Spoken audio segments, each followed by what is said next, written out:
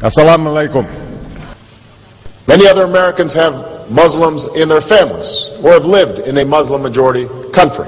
I know because I am one of them. But my father came from a Kenyan family that includes generations of Muslims.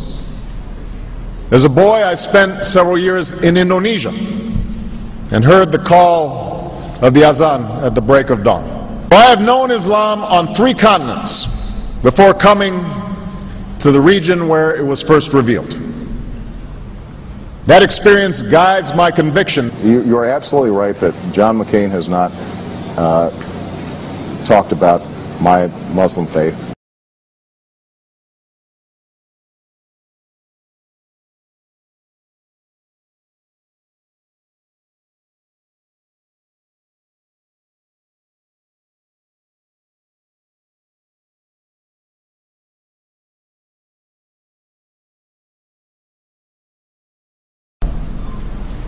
As the Holy Quran tells us, the Holy Quran teaches that, the Holy Quran tells us, and the Holy Quran also says,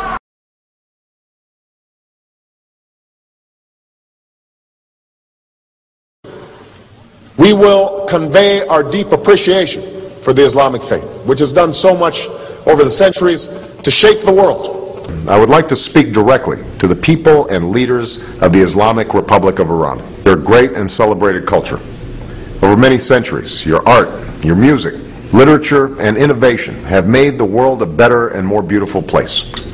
We know that you are a great civilization, and your accomplishments have earned the respect of the United States and the world. I also know civilization's debt to Islam.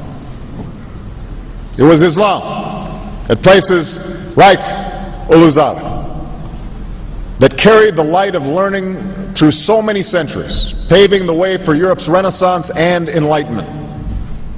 It was innovation in Muslim communities that developed the order of algebra, our magnetic compass and tools of navigation, our mastery of pens and printing, our understanding of how disease spreads and how it can be healed. Islamic culture has given us majestic arches and soaring spires, timeless poetry and cherished music, elegant calligraphy, and places of peaceful contemplation.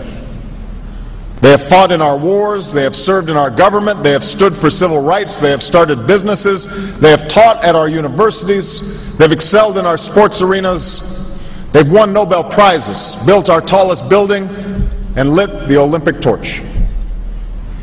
And when the first Muslim American was recently elected to Congress, he took the oath to defend our Constitution using the same Holy Quran. In ancient times and in our times, Muslim communities have been at the forefront of innovation and education.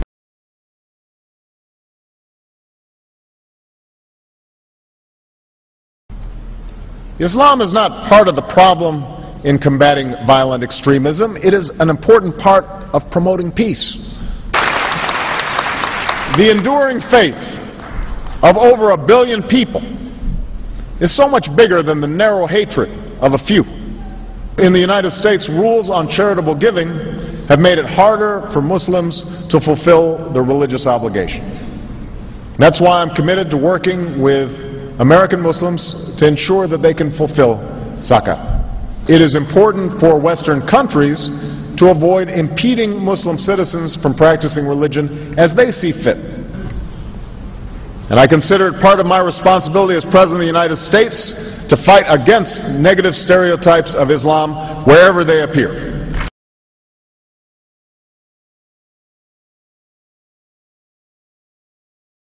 We are no longer a Christian nation. We do not consider ourselves a Christian nation. The United States has been enriched by Muslim Americans. Since our founding, American Muslims have enriched the United States. Islam has always been a part of America's story. There is a mosque in every state in our union and over 1,200 mosques within our borders. One of the points I want to make is that if you actually took the number of Muslims Americans, we'd be one of the largest Muslim countries in the world. Let there be no doubt, Islam is a part of America.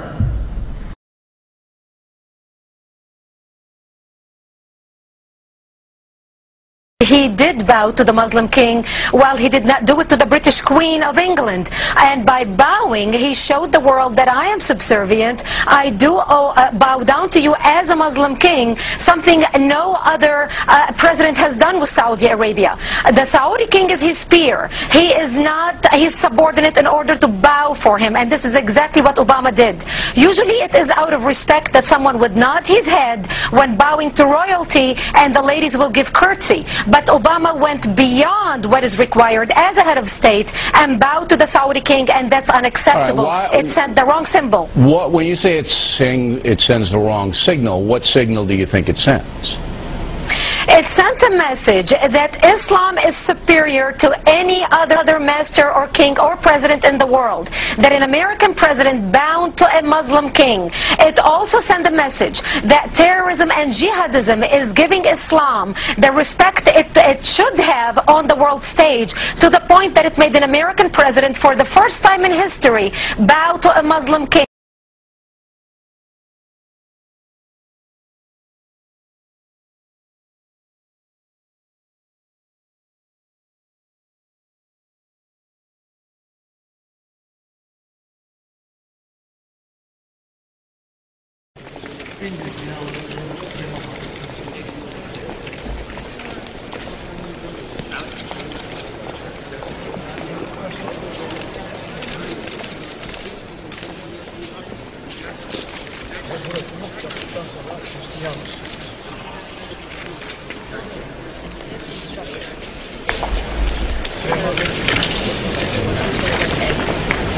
And this is a common thought shared by all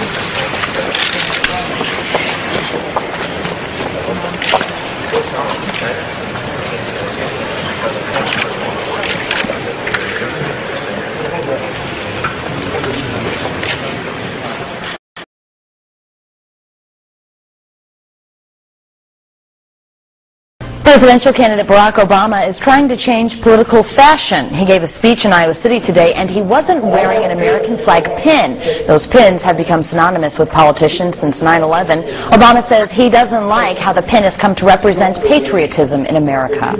I won't wear that pin on my chest. It's a little weird, Alan, that in the middle of the campaign the guy takes off the American flag that most people wear because they're proud of their country. Let me speak as clearly and as plainly as I can.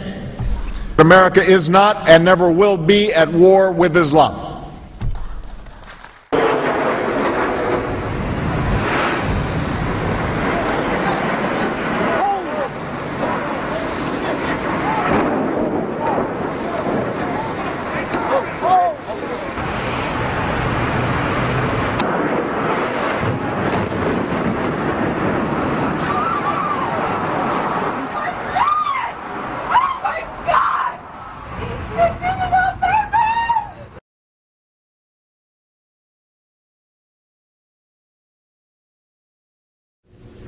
Thank you.